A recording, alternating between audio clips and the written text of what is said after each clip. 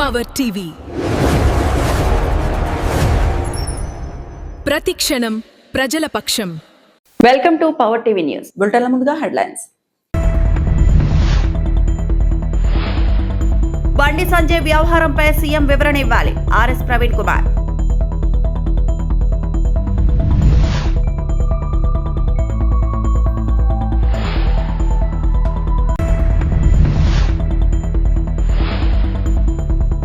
గాజువాకలో 250 కోట్ల అభివృద్ధి పనులు. తోకాడలో సీసీ రోడ్లు, కాలువలకు ఎమ్మెల్యే పల్లా శంకుస్థాపన.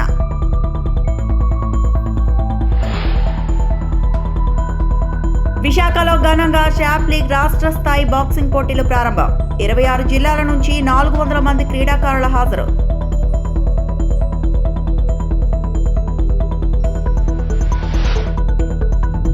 అనకాపల్లి జిల్లాలో అంతర్రాష్ట్ర దొంగల ముఠా అరెస్ట్. 60 లక్షల విలువైన బంగారం, వెండి స్వాధీనం. బండి సంజయ్ తన కొడుకు మైనర్ బాలికపై చేసిన అఘాయిత్యం గురించి రేవంత్ రెడ్డికి ఎప్పుడో చెప్పాడని బండి సంజయ్ ఏమని చెప్పాడు, డీజీపీకి ఏ ఆదేశాలు ఇచ్చారో సీఎం రేవంత్ రెడ్డి ప్రజలకు వివరణ ఇవ్వాలని BRS general secretary RS Praveen Kumar demand చేశారు. ఇక మేము బండి సంజయ్ గారి గురించి అదంతా కూడా చట్టం చూసుకుంటుంది. బండి సాయి భగీరథను ఏంటి అనేది చట్టం చూసుకుంటుంది. కానీ ఈ వ్యవహారంలో, మైనర్ బాలిక వ్యవహారంలో ప్రధానంగా మొదటి నుండి కూడా కావాలని అలసత్వం ప్రదర్శిస్తున్నది తెలంగాణ ముఖ్యమంత్రి. ఎందుకు ఈ మాట చెప్పాల్సి వస్తుందంటే, నిన్న గౌరవ తెలంగాణ ముఖ్యమంత్రి శ్రీ రేవంత్ రెడ్డి గారు వేటివ్ న్యూస్ వల్ల కాంక్లేవ్కి వెళ్ళారు. ఆ వేటి న్యూస్ కాంక్లేవ్లో రేవంత్ రెడ్డి గారు చాలా మిస్లీడింగ్ స్టేట్మెంట్స్ ఇచ్చి అన్ని అబద్ధాలు చెప్పారు. ఆయన అన్ని సబ్జెక్టుల మీద అబద్ధాలు చెప్పినారు. ఇక కొన్ని చోట్లయితే ఘోరమైన అబద్ధాలు చెప్పారు. ఇక నాకు టైం లేదు, ఎందుకంటే ఈ ప్రతిసారి మీడియా బ్రీఫింగ్ దాదాపుగా 1 అవర్ అవుతున్నది. మీడియా మిత్రులకు కూడా సహనం నశిస్తున్నది.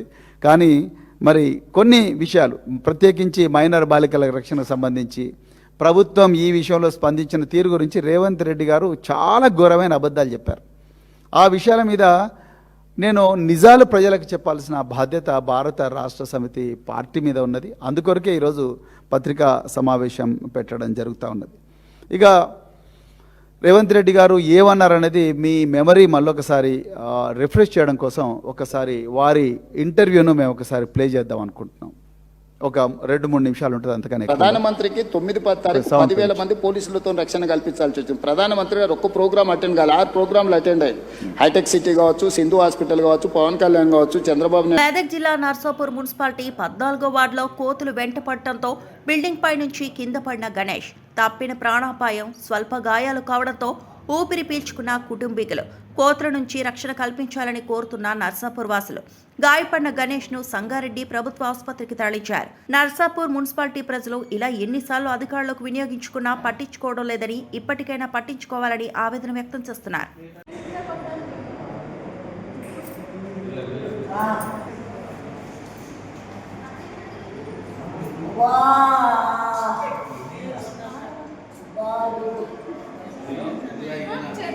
మహాకాళి ఆలయానికి భూదానం చేసిన ఉప సర్పంచ్ రఫీ. మెదక్ జిల్లా వెల్దుర్తి మండలం మానేవారి జలాల్పూర్ గ్రామంలోని శ్రీ శ్రీ శ్రీ మహాకాళి ఆలయ అభివృద్ధికి చేగుంట ఉప సర్పంచ్ ఎండి రఫీ ముందుకొచ్చారు.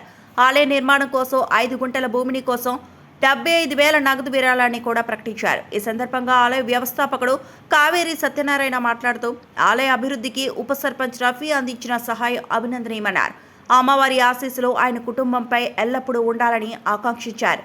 గ్రామస్తులు, భక్తుల సహకారంతో ఆలయ నిర్మాణాన్ని త్వరలో పూర్తి చేసి ప్రతిష్ఠ కార్యక్రమం నిర్వహిస్తామని తెలిపారు.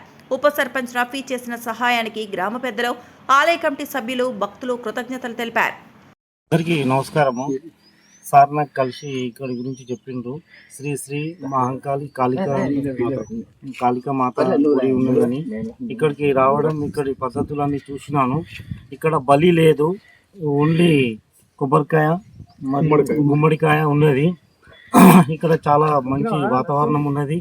మళ్ళీ గోవులు కూడా ఉన్నాయి. ఇది ఇక్కడ చూస్తుంటే ప్రపంచ దేశాలలో అందరు వచ్చి ఇక్కడ దర్శనం చేసుకునేటట్టు కనపడుతుంది.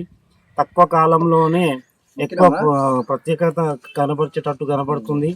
అందరూ శ్రద్ధ చూపి ఇక్కడికి వచ్చి దర్శనం చేసుకోగలరని కోరుకుంటున్నాను.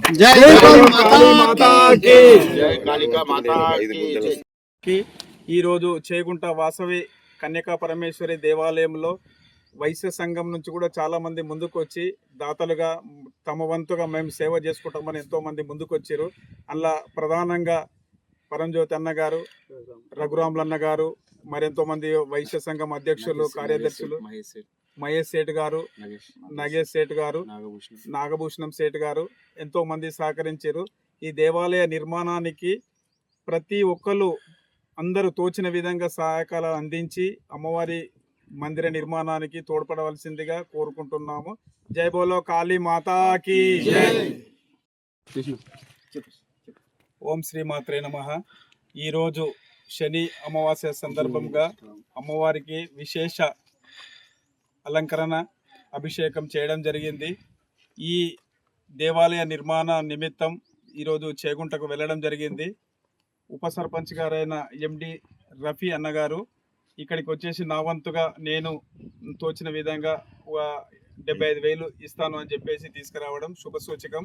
ఇటువంటి దాతల ముందుకు వచ్చి దేవాలయ నిర్మాణానికి అందరూ తోడ్పడాలని కోరుకుంటూ జై మహాకాళి.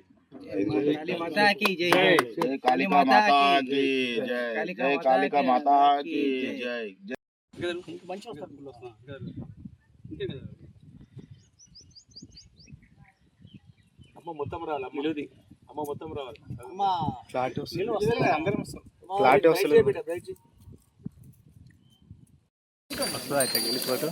ఇక చిన్నగా తీయాలి అటు పోతే కరెక్ట్.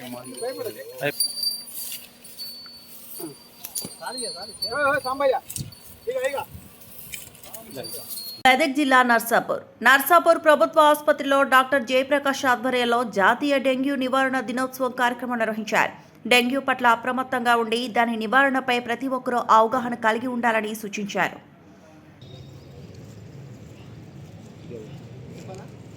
కేటీఆర్ ఉధృతంగా మాట్లాడితే అహంకారం అంటున్నారు. ఆయన తండ్రిని తిడితే ఆయనకు కోపం రాదా? మీ అన్ననో తండ్రినో తిడితే మీకు కోపం రాదా? అలాంటిది కేసీఆర్ గారిని పట్టుకొని పేగులు మెడలో వేస్తా తొక్కుతా అని రేవంత్ రెడ్డి అంటే ఒక కొడుకుగా ఆయన బాధ ఎలా ఉంటుందో గుర్తు పెట్టుకోవాలి అని మాజీ మంత్రి ఎమ్మెల్యే తలసాని శ్రీనివాస్ యాదవ్ అన్నారు.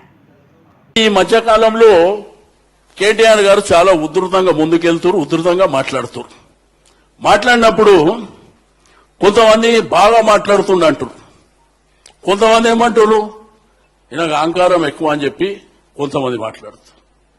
ఆయన కన్న తండ్రి కదా, కేటీఆర్ కు కన్న తండ్రి కదా. నువ్వు నీ కొడుకునో మీ అన్ననో మీ నాయననో అంటే నువ్వు ఊకుంటావా? ఇంటికాడ కొట్లాటైతే మరి అలా తండ్రిని పట్టుకొని పేగులు మెడలేస్తా తొక్కుతా. ఇప్పుడు తొక్కడానికి కూడా పర్సనాలిటీ మనలాగా ఉండాలి కదా. తొక్కడానికి కూడా నేను మెడల్ వేసుకుంటా, దీనికి ఆ గోటీలాడనికే ముఖ్యమంత్రి పదవి ఇస్తారు ఎవడన్నా? కాబట్టి ఒక కొడుకుగా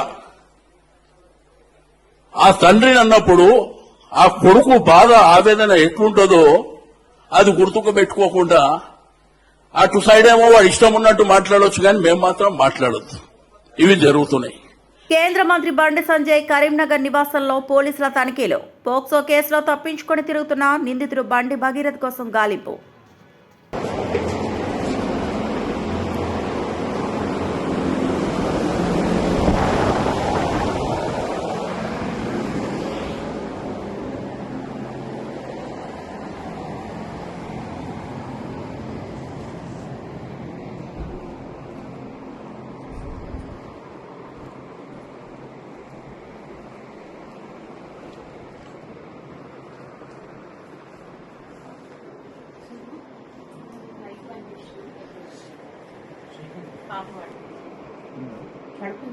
లైట్ వస్తారా?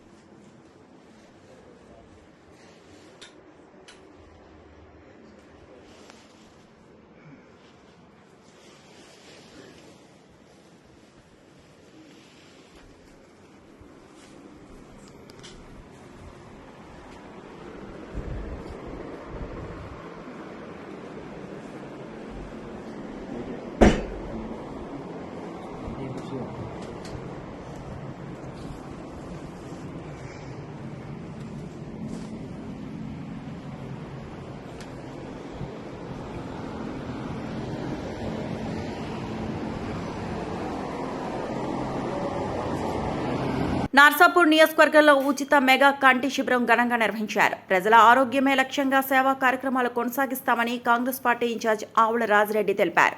వెల్దుర్తి మండల కేంద్రంలోని బాలాజీ గార్డెన్స్ లో ఆవుల రాజిరెడ్డి ఆధ్వర్యంలో నిర్వహించిన ఈ ఉచిత మెగా కంటి శిబిరానికి ప్రజలు భారీగా తరలివచ్చారు. వాసన ఐ కేర్ హాస్పిటల్ వైద్య బృందం పాల్గొని ప్రజలకు ఉచిత కంటి పరీక్షలు నిర్వహించింది. శిబిరానికి హాజరైన వారికి అవసరమైన మందులు ఉచితంగా పంపిణీ చేయడంతో పాటు వైద్యులు ప్రత్యేక సలహాలు అందించారు. అవసరమైన వారికి అద్దాలు కూడా అందజేయనున్నట్లు నిర్వాహకులు తెలిపారు. ఈ శిబిరంలో గ్రామ ప్రజలు, వృద్ధులు, మహిళలు పెద్ద సంఖ్యలో పాల్గొనగా 800 మందికి పైగా ఈ అవకాశాన్ని వినియోగించుకున్నారు. ఈ సందర్భంగా ఆవుల రాజిరెడ్డి మాట్లాడుతూ గ్రామీణ ప్రాంత ప్రజలకు మెరుగైన వైద్య సేవలు అందించేందుకు ఇలాంటి సేవా కార్యక్రమాలు నిరంతరం కొనసాగిస్తామని తెలిపారు. ఈ కార్యక్రమంలో స్థానిక నాయకులు, కాంగ్రెస్ పార్టీ కార్యకర్తలు, వైద్య సిబ్బంది, గ్రామ ప్రజలు పాల్గొన్నారు. పాటాన్ చెరువులో గుండెపోటుతో మృతి చెందిన కార్మికుడి కుటుంబానికి ఎమ్మెల్యే గూడెం మహిపాల్ రెడ్డి అండగా నిలిచారు. పరిశ్రమ యాజమాన్యంతో చర్చించి 5,50,000 నష్టపరిహారం అందేలా చర్యలు చేపట్టారు. సంగారెడ్డి జిల్లా పాటాన్ చెరువు నియోజకవర్గ పరిధిలోని పాషమైలారం పారిశ్రామిక వాడలో ఉన్న మార్కో ఇండస్ట్రీస్ ప్రైవేట్ లిమిటెడ్ లో కాంట్రాక్ట్ కార్మికుడిగా పనిచేస్తున్న కృష్ణారెడ్డి విధుల్లో ఉండగానే గుండెపోటుతో మృతి చెందాడు. ఈ విషయం ఎమ్మెల్యే గూడెం మహిపాల్ రెడ్డి దృష్టికి తీసుకెళ్లగా వెంటనే స్పందించిన ఆయన పరిశ్రమ యాజమాన్యంతో చర్చించారు. కార్మికుడి కుటుంబానికి న్యాయం చేయాలని సూచించడంతో సంస్థ ప్రతినిధులు 5 లక్షల నష్టపరిహారం, అదనంగా 50,000 అంత్యక్రియల ఖర్చులు భరిస్తామని ప్రకటించారు. శనివారం సాయంత్రం ఎమ్మెల్యే క్యాంపు కార్యాలయంలో మృతి చెందిన కార్మికుడి కుటుంబ సభ్యులకు నష్టపరిహారం చెక్కును అందజేశారు. ఈ సందర్భంగా ఎమ్మెల్యే జీఎంఆర్ మాట్లాడుతూ తాను కూడా కార్మిక నేపథ్యం నుంచి రాజకీయాల్లోకి వచ్చారని, కార్మికుల కష్ట నష్టాలు బాగా తెలుసని అన్నారు. నియోజకవర్గంలోని కార్మికుల సంక్షేమం కోసం ఎల్లప్పుడూ కృషి చేస్తామని తెలిపారు. పరిశ్రమల యాజమాన్యాలు కార్మికుల భద్రతకు ప్రాధాన్యత ఇవ్వాలని సూచించారు. ఈ కార్యక్రమంలో బీఆర్ఎస్ నాయకులు, పరిశ్రమ ప్రతినిధులు, స్థానిక ప్రజాప్రతినిధులు పాల్గొన్నారు. అనకాపల్లి జిల్లా మునగపాక మండలంలో నమోదైన దొంగతనం కేసును ఛేదించే క్రమంలో అనకాపల్లి జిల్లా పోలీసులు ప్రతిభ సాధించారు. వరుస దొంగతనాలకు పాల్పడుతున్న 3 మోస్ట్ వాంటెడ్ అంతర్జిల్లా దొంగలను మునగపాక పోలీసుల అదుపులోకి తీసుకుని వారి వద్ద నుంచి సుమారు 60 లక్షల విలువ గల 450 గ్రాముల బంగారం, 250 గ్రాముల వెండి వస్తువులు స్వాధీనం చేసుకున్నారు. మునగపాక ఎస్ఐ పి ప్రసాదరావుకి అందిన సమాచారం మేరకు Anakapalli bypass road NH60 Lakshmipuram bus stand వద్ద వాహనాల తనిఖీలు చేపట్టారు. ఆ సమయంలో ఒకే మోటార్ సైకిల్ పై 3 వ్యక్తులు పోలీసులను చూసి తప్పించుకునే ప్రయత్నించగా చాకచక్యంగా నిందితులను అదుపులోకి తీసుకున్నారు. పోలీసుల విచారణలో నిందితులు 3 పాత నేరస్తులని, వారిపై ఇప్పటికే పలు పోలీస్ స్టేషన్లో రౌడీ షీట్లు, సస్పెక్ట్ షీట్లు ఉన్నట్లు జిల్లా ఎస్పీ కార్యాలయంలో ఏర్పాటు చేసిన మీడియా సమావేశంలో ఎస్పీ తూహిన్ సిన్హా వెల్లడించారు. ఈరోజు అనకాపల్లి డిస్ట్రిక్ట్ పోలీస్ ఒక మంచి ఎమో క్రిమినల్ గ్యాంగ్ని పట్టుకోవడం జరిగింది. రీసెంట్గానే ఫిబ్రవరి, మార్చ్, ఏప్రిల్ మంత్లోనే 2 or 3 ఆఫెన్సెస్, DHB ఆఫెన్సెస్ మన దగ్గర రిపోర్ట్ అయింది. ఎస్పెషలీ ఇది యలమంచిలి రూరల్, యలమంచిలి టౌన్, సబ్బవరం ఈ ఏరియాలో కొంచెం ఎక్కువ మనకి మూవ్మెంట్ కనిపించింది. And all were DHB offences. దాని మీద డిస్ట్రిక్ట్ పోలీస్ సీరియస్గానే దాని మీద ఫోకస్ పెట్టేసి మల్టిపుల్ టీమ్స్ ఫామ్ చేయడం జరిగింది. Under the leadership of DSP DTC and additional SP crimes and CCS team and CI Yelamanchili. అది technical evidences, scientific evidences and finger prints అన్నీ మనం వెరిఫై చేసిన తర్వాత ఒక కామన్ ప్యాటర్న్ దొరికిన తర్వాత అక్యూజ్ని ఐడెంటిఫై చేయడం జరిగింది. అండ్ ఫైనలీ ఈరోజు లక్ష్మీపురం బస్ స్టాప్ అనకాపల్లి ఏరియాలో ఈ 3 అఫెండర్స్ మనకి దొరికారు. and they have been involved in all these recent offenses plus other offenses. ఇందులో టోటల్గానే ముగ్గురు అక్యూజ్ని మనం అరెస్ట్ చేశాము. ఈ ఇద్దరు వ్యక్తి 24 years అండ్ ఇంకా ఒక 27 years, వాళ్ళు కొత్తపాడు మండల్ చెందినవాడు. ఇంకా అక్యూజ్ నెంబర్ 2 వాళ్ళ వినయ్ కుమార్ అక్కయ్యపాలెం విశాఖపట్నం సిటీ నుంచి ఉన్నారు. వాళ్ళ మీద ప్రీవియస్ కేసెస్ కూడా చాలా ఉన్నాయి, especially Anakapalli district and Visakhapatnam సిటీలోనే. అండ్ రీసెంట్ అఫెన్సెస్లో ఆల్మోస్ట్ ఈ కన్ఫెషన్ మీద 9 కేసెస్ మనం డిటెక్ట్ చేయడం జరిగింది.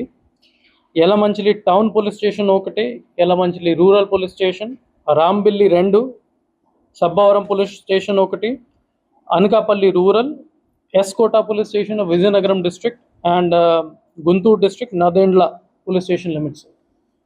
In total 450 grams of gold and gold jewellery items recover చేయడం జరిగింది.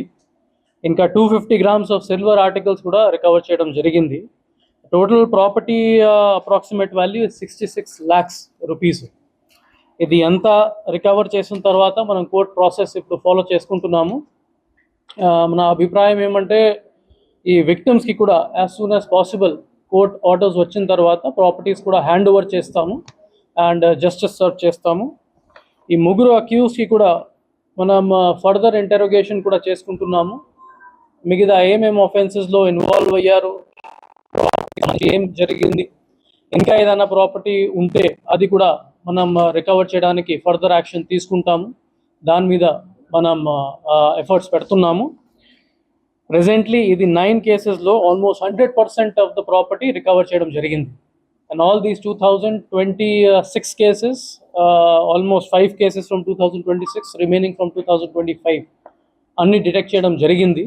And I'm very happy with the work of Additional SP Crimes, DSP DTC Mohan Garu, in charge of SGPO Parwada, CI Yalamanchili, CCS CI, our SB team and all the members who have worked tirelessly in detecting this case.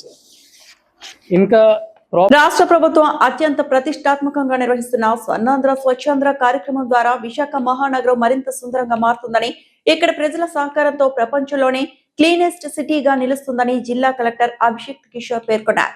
ఇప్పటికే అన్ని విధాలుగా చైతన్యం, క్రమశిక్షణ కలిగిన విశాఖ ప్రజలకు ఇదొక కొత్త స్ఫూర్తిగా నిలుస్తుందని ఉద్ఘాటించారు. స్థానిక శివాజీ పార్క్ లో నిర్వహించిన స్వర్ణాంధ్ర స్వచ్ఛాంధ్ర జిల్లా స్థాయి కార్యక్రమంలో జిల్లా కలెక్టర్ల కాన్ఫరెన్స్ హాల్లో పారిశుద్ధ్య కార్మికులను సత్కరించారు. ఈ కార్యక్రమంలో జిల్లా కలెక్టరేట్ లోని పారిశుద్ధ్య కార్మికులను సత్కరించారు. అనంతరం మొక్కలు నాటి పర్యావరణ పరిరక్షణపై ప్రజల్లో చైతన్యం నింపారు. ఈ కార్యక్రమంలో ప్లాస్టిక్ ఫ్రీ ఆంధ్రప్రదేశ్ విశాఖ లక్ష్యంతో రూపొందించిన అవగాహన బ్రోచర్ను ఆవిష్కరించారు.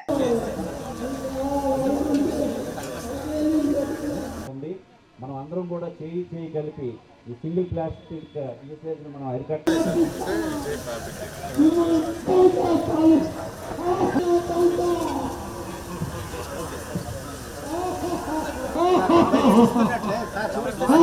ఇది బాగుంది, ఇండియా బాడీ. అందరికీ తెలుసు, దేశంలోనే one of the cleanest cities Visakhapatnam నగరంకి వస్తుంది. గూగుల్ ఏముంది అక్కడ అని చాలా మంది మాట్లాడుకోవడం మొదలుపెట్టారు. ఈ యంగ్ స్టార్టప్స్ బాగా కొత్తగా ఫండింగ్ వచ్చి యంగ్ బిలియనర్స్ వీళ్ళందరూ ఏదో విశాఖపట్నం సిటీ అంటే ఒక మంచి యూరోపియన్ సిటీ లాగా ఇలా మాట్లాడుతూ వాళ్ళ కొంతమంది నాతో అన్న మాటలు ఏంటంటే విశాఖపట్నం చాలా చాలా అందంగా ఉంటుందంట, one of the beautiful cities అంట,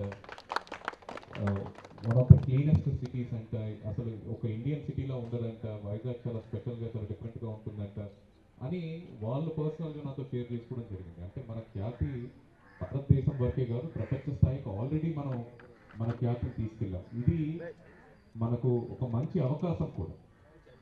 విశాఖపట్నం నగరం గురించి ప్రపంచంలో ముఖ్యమైన మూలాలలో వెరీ ఇంపార్టెంట్ కార్నర్స్ అంటాము, అలాంటి చోట్ల మాట్లాడుకుంటున్న రోజులు ఇవి. దట్ గివ్స్ అస్ మనం దాన్ని ఆ విషయం తెలుసుకొని సంతోషపడటమే కాదు, మనలో బాధ్యత కూడా అంతే విధంగా పెరిగింది. వైజాగ్ని, విశాఖపట్నం మహానగరాన్ని ఇంకా ప్రపంచానికి ఒక స్టాండర్డ్గా, ఎస్పెషలీ మన దేశంలో ఒక నిదర్శనంగా నిలపాల్సిన బాధ్యత అందరికీ. దానిలో ఈ investments, employment generation, remaining behaviours, citizen attitude, వీటన్నిటిలో అతి ముఖ్యమైనది ఈ శానిటేషన్ మరియు క్లీన్లీనెస్ మన విశాఖపట్నం ఎదుగుతూ వచ్చింది. ఈరోజు standing as one of the cleanest cities in the country. Goal ఏంటి అంటే we should become one of the cleanest countries in the world.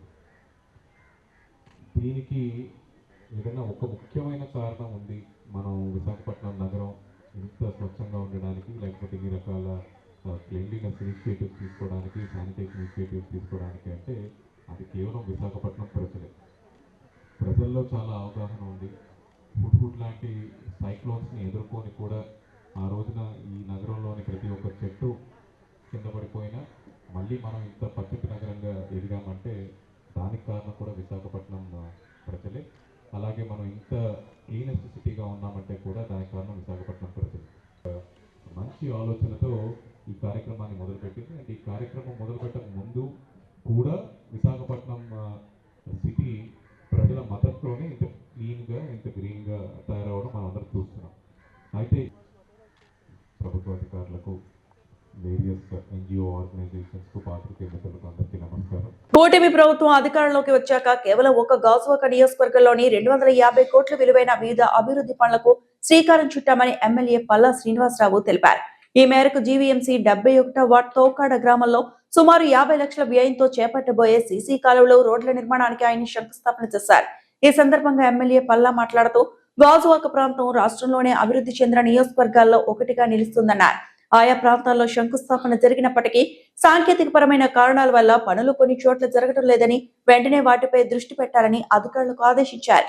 అన్ని వార్డుల్లోని కాలువలు, కల్వర్టుల నిర్మాణం పూర్తి స్థాయిలో జరుగుతున్నాయని, తద్వారా రోడ్ల నిర్మాణం చేపడుతున్నట్లు తెలిపారు. కార్యక్రమంలో నియోజకవర్గ సమన్వయకర్త ప్రసాదుల శ్రీనివాస్, మాజీ corporator Rajana Ramarao, ward TDP అధ్యక్షుడు బొడ్డేడి నాయుడు, కార్యదర్శి పైడి రామచంద్రరావు, మల్ల రామనాయుడు తదితరులు పాల్గొన్నారు. నిధులతో 49.5 లక్షలతో మరి తోకాడు గ్రామంలో ఉన్నటువంటి ఇంటర్నల్ రోడ్స్, డ్రైనేజెస్, కల్వర్ట్స్ మరి నిర్మాణం చేయడానికి శ్రీకారం చుట్టడం జరిగిందండి. ఇది మరి సోదరులు అప్పుడు స్థానిక కార్పొరేటర్ సోదరులు రాజాన్ రామారావు గారు ఆధ్వర్యంలో ఇది శాంక్షన్ అయినాయి. అయితే ఇప్పుడు కొంచెం లేట్ అయ్యడం వల్ల ఇప్పుడు శంకుస్థాపన చేసుకుంటున్నాం. ఇవన్నీ కూడా త్వరితగతిన పూర్తి చేసే విధంగా మా ప్రయత్నం చేస్తామని చెప్పి తెలియజేస్తున్నాం. అలాగే ఈరోజు గాజువాక నియోజకవర్గంలో సుమారు 250 కోట్లకి మనం అభివృద్ధి కార్యక్రమానికి శంకుస్థాపన చేయడం జరిగింది. కొన్ని పనులు ఇంకా కొంచెం లేట్ అవుతుంది. లేట్ అవడం గల కారణాలు ఏంటంటే ఈ బీటీ రోడ్డు బాగా రేట్లు పెరిగిపోయినాయి.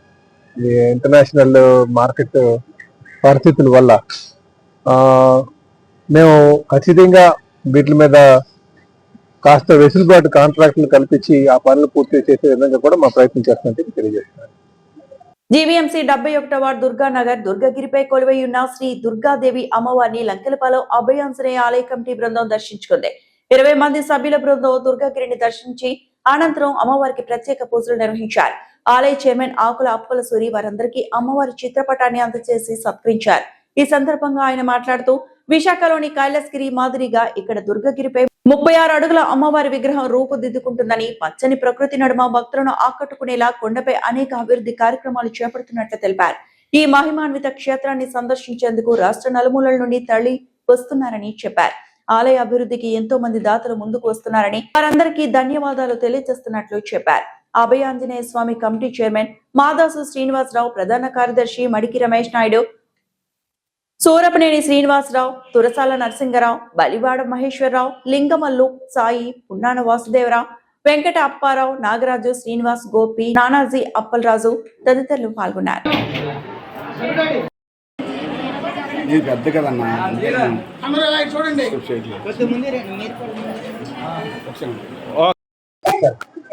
అందరికీ నమస్కారం.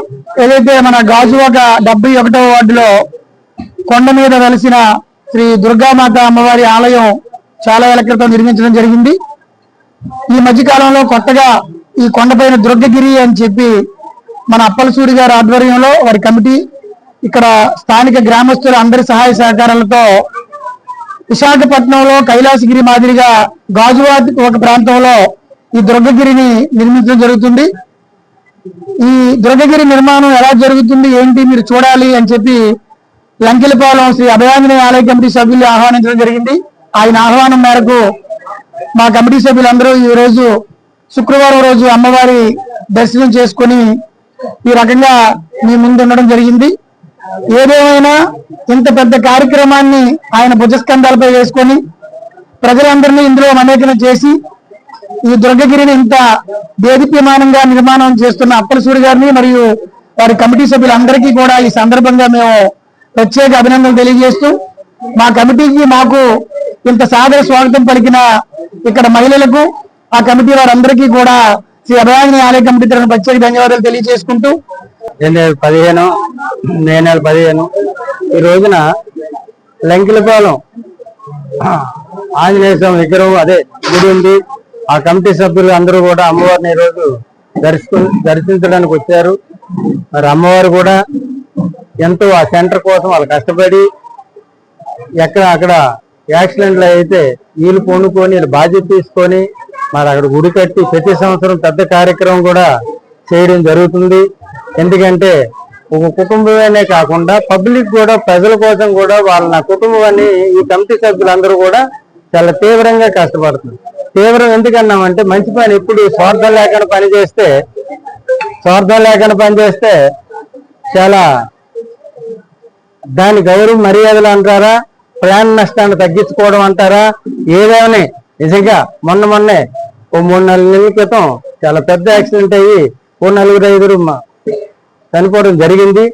ఆ తర్వాత కూడా చాలా పెద్ద పండగలాగా పెద్ద పూజలు చేసి చాలా ఘనంగా చాలా బాగా చేశారు. అందుచేత అలాంటి కష్టజీవులు అలా కష్టపడే సమితి సభ్యులు అమ్మవారు కూడా ఈ వార్తలు ఇంతటితో సమాప్తం.